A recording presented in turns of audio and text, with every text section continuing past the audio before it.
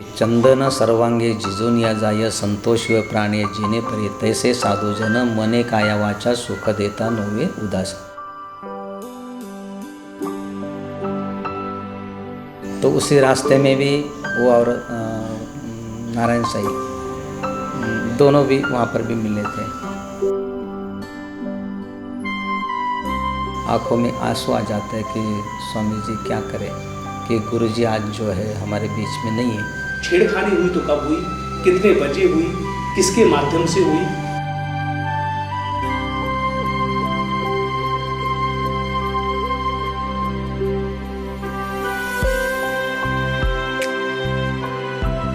ये तो सबकी जिम्मेदारी है, एक की जिम्मेदारी नहीं है।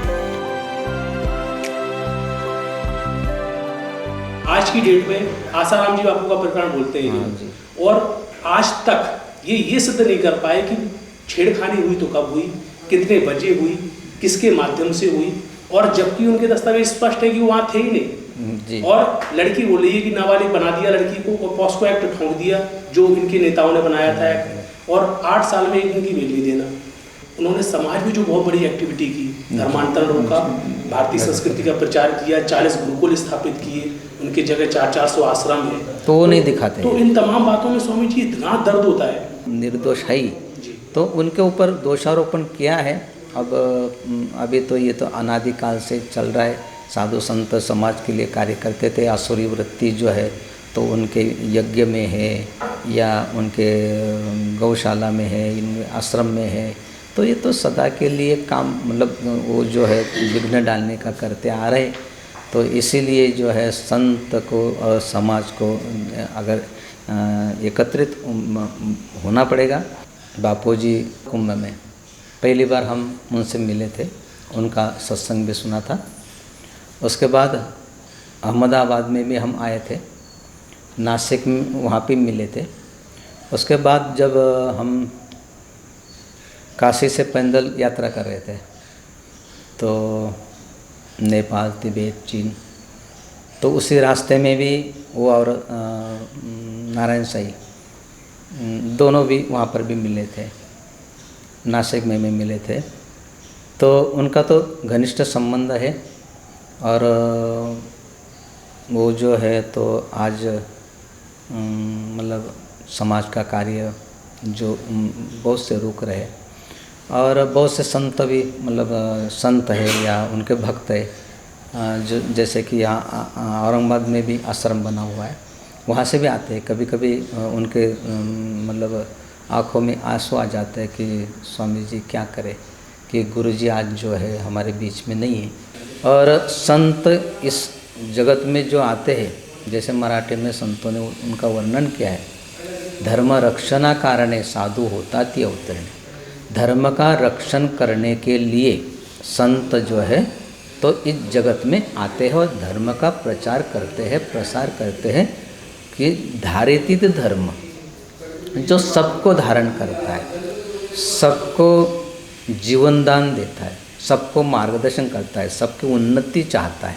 कोई कोई चैनल ऐसे है या समाज में ऐसे कुछ तत्व बने हैं या पॉलिटिक में कुछ ऐसे है कि वो एंटी संतों के बताते हैं।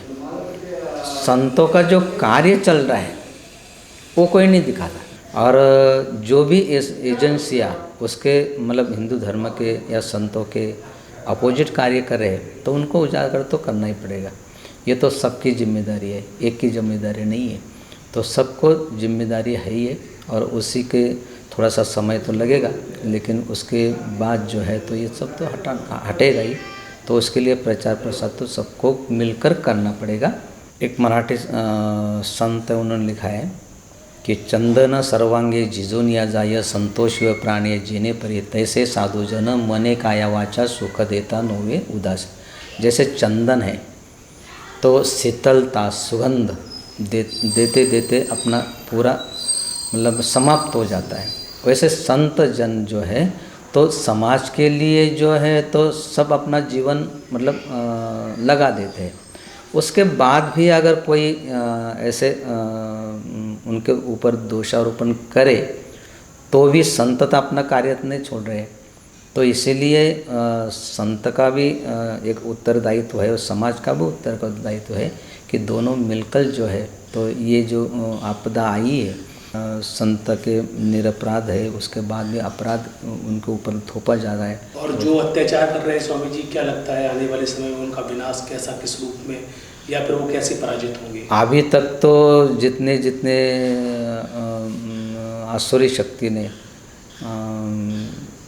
अपनी आसुरी शक्ति दिखाकर लोगों को पराजित करने का या उनके ऊपर अत्याचार करने का जहाँ जहाँ भी प्रयास किया है, वो तो सफल तो अभी तक तो नहीं हुई है और भविष्य भी नहीं होंगे, क्योंकि उनका नाश तो निश्चित है ही। अभी तक तो होते आ रहा है, जैसे रावण है, कंस है, ऐसे बहुत से आसुरी वृत्ति की जो आसुरी वृत्ति है, उनका तो नाश हुआ ही है और आगे भी वो तो होते रहेगा, क्योंकि ये जो है ये ऐसी भूमि है, भारत भूमि, कि यहाँ पर बहुत से संतों ने, भगवान ने हमेशा के लिए अवतार धारण किया है और आगे भी करते रहेंगे। जी।